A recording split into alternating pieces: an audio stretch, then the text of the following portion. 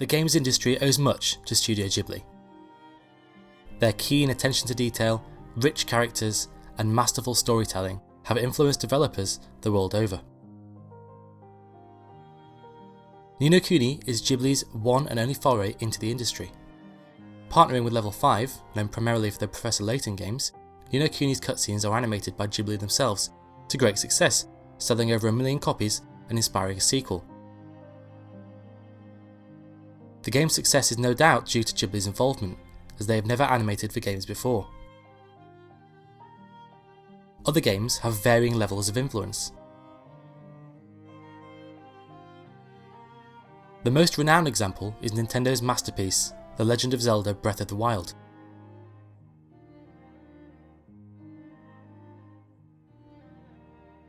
Nintendo draws from so many Ghibli works in Breath of the Wild that it's difficult to separate the two.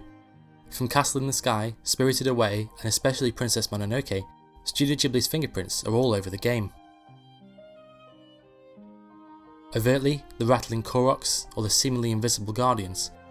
More subtly, the looming themes of corruption or nature versus industry. Breath of the Wild is worth your time if you enjoy any of Ghibli's work.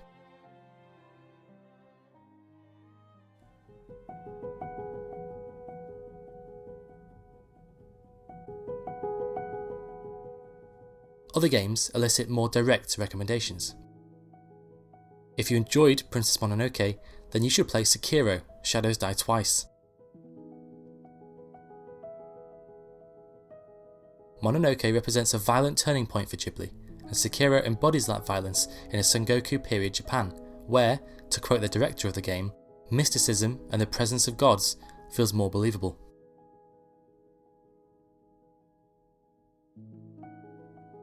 That then is the same period as Mononoke, which sees Japan in a state of civil war and social upheaval.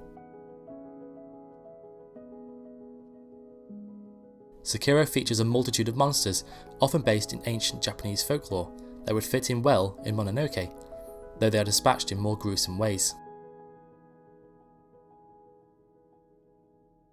The playable character even operates with a prosthetic arm, made of bone, which enables the use of firecrackers, a grappling hook, and other powerful tools.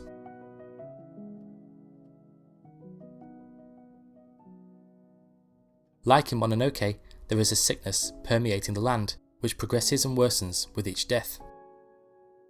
The Buddhist teaching of resurrection too, a cycle of birth and rebirth, is a feature in both Sekiro and Mononoke.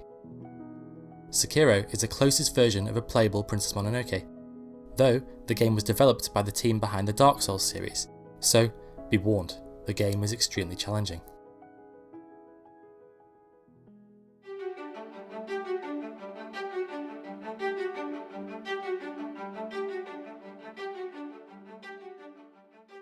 If you enjoyed Only Yesterday, then you should play Stardew Valley. Stardew is a farm simulator in the same vein as the Harvest Moon series, though vastly improved. A core tenet of Only Yesterday and Stardew Valley both is anti-capitalism and the importance of traditional farming.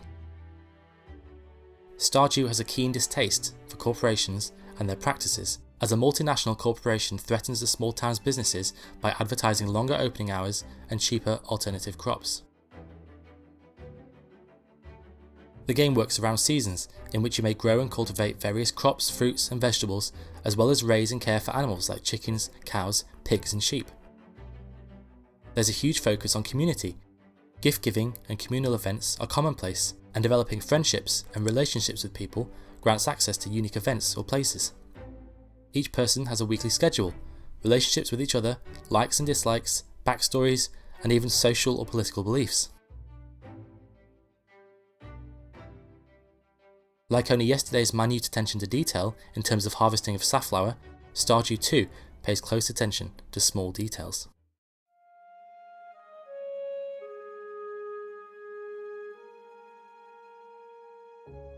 If you enjoyed Kiki's delivery service, then you should play Celeste.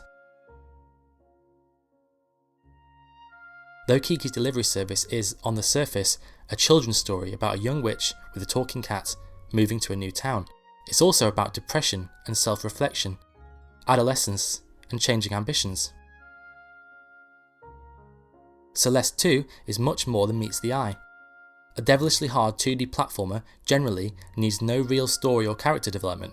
The joy is in the game's mechanics. Celeste, though, is a story of Madeline, openly struggling with depression and anxiety, who makes it her sole ambition to climb the titular mountain, in the hope that reaching the peak will provide some resolution. On her journey, she meets her literal reflection, a whole separate character who provides the crux of the conflict in the game. Kiki and Madeline, both young girls, begin their adventures with highly focused ambitions, which change and develop throughout their respective journeys as they learn more about themselves. Both characters are eager to be self-sufficient, developing and learning on their own, but are inspired by the kindness of others, who show them that it's just as important to know when to ask for and accept help from others without feeling like it's a failure for doing so.